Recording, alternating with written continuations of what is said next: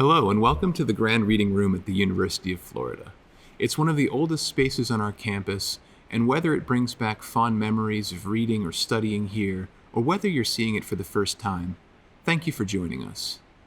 Now, this space has served many purposes over the years, but now it's home to our Special and Area Studies collection, and during the year is used by researchers and by instructors for their classes. My name is Neil Weijer, and I'm the curator of UF's Rare Book collection, which contains everything from medieval manuscripts to modern artist books. Its real strength is its ability to showcase how knowledge morphs across all the areas which we would now consider separate, areas like science, medicine, art, and literature, as well as across space and time. And what I'd like to talk to you about today, and what my colleagues would like to say in their future presentations, is about a question that we get asked very often across all our collection areas. Where did our collections come from, and what makes them special? In my case, it's what do I do with this old book? Is it rare?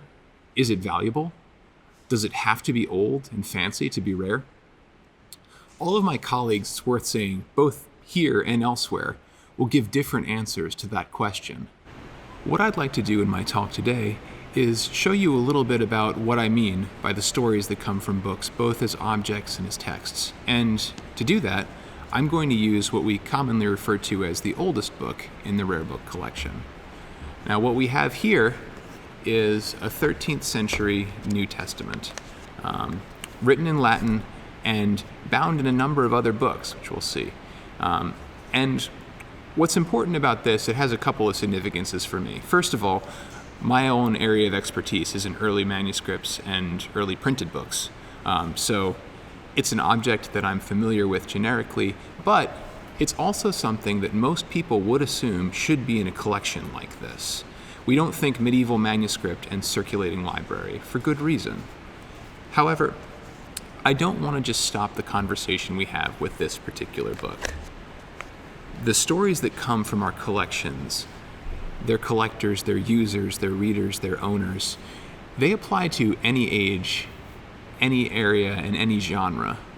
And so what I'd like to say about these books can pretty much be assumed for most of our collections here and any collection, public or private.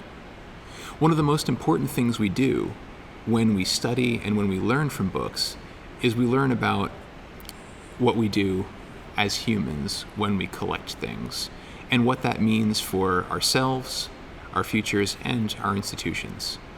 So we'll take a closer look at this book. Again, thank you for joining me. Imagining an old library might call to mind images of monks scribbling away in stone-walled abbeys, but closer to our own reading room, it might remind you of something like this, the long room in the old library at Trinity College, Dublin, which was built in the early 18th century to house the medieval and early modern collections there. What I want to touch on in the presentation and come back to is that books, like spaces, even monumental ones, reflect our changing attitudes toward the past, which we'll see as we look at our manuscript. So our manuscript here was written in southern Europe, possibly in Italy or Lombardy, sometime around the middle of the 13th century. That much information is only able to be guessed from the type of the handwriting and the style of these colored initials and headlines. This headline, for example, tells us that we're looking at Paul's Epistle to Philemon. Books in the Middle Ages are scarce, but they were also very specialized. You need to know quite a bit about what you were reading before you could find it and read it. If we look at the text, you can see what I mean. I've typed out just the letters that appear on the page from this orange box here on the screen. There are some marks around that indicate what letters have been removed, which I've shown here as they've been expanded. This particular part of text is just a salutation. It assumes the reader already knows what is there. But that idea carries through the entire book, which means that this text isn't something that you would read to learn the New Testament, but rather something that would remind you of a book that you already knew very well, which makes sense especially if you consider how small this volume is. Books like this were also never truly finished in the ways that we might think of them. And we'll see this if we turn to a more commonly encountered section in the New Testament, Paul's Epistle to the Corinthians. On these pages, the writing in red and regular ink in the margins represents different glosses and linked passages. Along the side and at the bottom, we can see these all relate to the word caritas, love. So this is Paul's famous explanation of love here in the 13th chapter of the 1 Corinthians, and it merits lots more attention and thought than the Epistle to Philemon. Still more, these later Pan editions show local reflections on the text. The end of our book also contains a different way of ordering the work. This liturgical calendar shows us what passages would be read when during the year. So while we would think of this book as whole, something we go through from cover to cover, it's really more apt to look at it as a series of parts constantly in motion.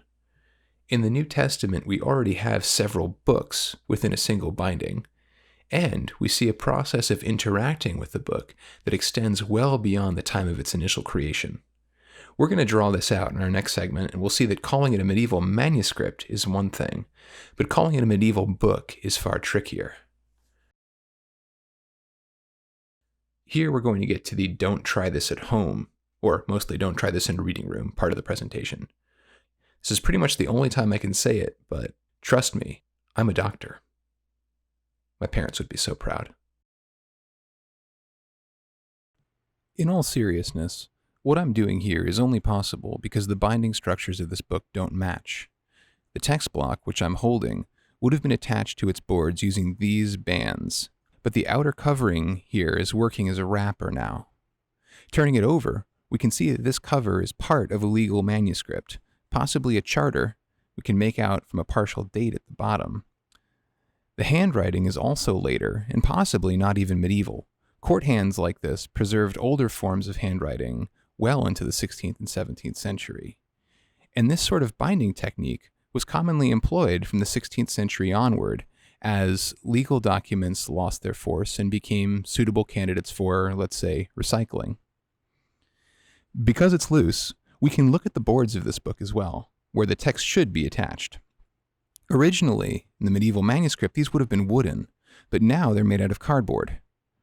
Our library book plate also covers up another one, which by its inscription and design suggests that sometime in the 18th or 19th century, this book had moved to Scotland, where it was owned by the Alexander family of Ochmal in County Aberdeen. The family was ennobled in the late 17th century, and several early printed books, largely on devotional topics with this book plate, can be found in larger library collections today. Collecting the Bible for a family like the Alexanders may have been a matter of refinement as well as devotion, as this period saw the rise of book collecting among a larger set of the population as a mark of personal taste, and these noble families were particularly interested in old books. After this, the book ended up in a professional library, that of the Society of Writers to the Signet in Edinburgh. We can see their shelf mark, but on the outside of the cover, they've literally put their stamp on the existing binding. There was good reason for them to mark the book in this way, aside from ownership. The Writers to the Signet were a society charged with keeping the royal seal of Scotland, and thus notarizing legal documents. So by marking the book in this way, they made it represent who they were as an organization, even if it meant cutting out part of the existing vellum cover to do so. The Library of the Signet moved to a new building in the early 19th century, and it grew steadily over the course of that century as its members tried to acquire books and manuscripts of any era pertinent to Scotland's modern law, and this included Bibles. This particular version of the stamp dates the acquisition to a time after 1869, when the catalogs of the library were multiplying and lists of rare books were given to its members.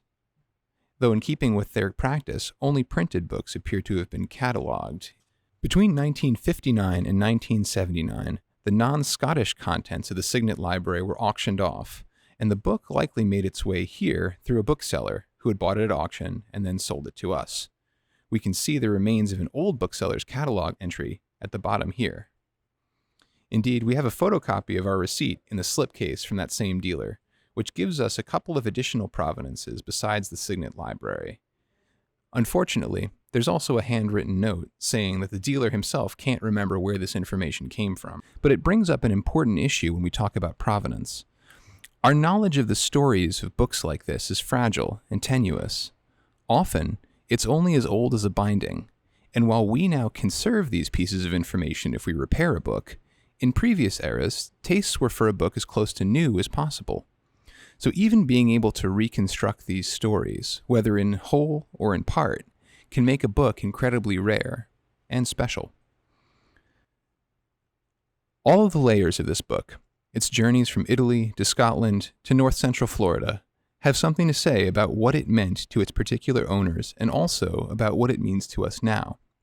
When we talk about rare books, we're usually conflating at least three different types of rarity: scarcity, value or preciousness, and the collectability of a book.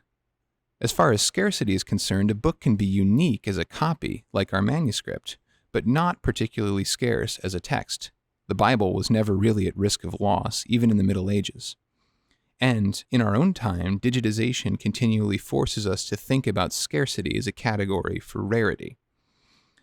Its value might come from its age, as it did for the Alexanders, its intellectual content, for the clergy and the signet, or its physical makeup, for someone like me. And finally, enough needed to be known about the book at all times to make it collectible, and that a broader community of people saw it as part of something useful and worth preserving. Clergy, minor nobility, advocates, and booksellers all found this book useful and valuable and sought to preserve it. However, in doing so, they changed it, quite drastically in most cases, but subtly in others. And its story tells us about the emerging market for books, especially for old books, and also about what books are supposed to do for their users. This manuscript is an aspirational object as much as it is a physical one. It reflects and documents what its creators and its users wanted to see in it at all stages of its life. And that's a powerful thread that runs through all of our special collections. They're here to be used, to be reimagined and reinvigorated by generations of people now and in the future. We'll all see something different as we all seize on different parts of our materials. Just please, don't actually pull them apart. Thanks.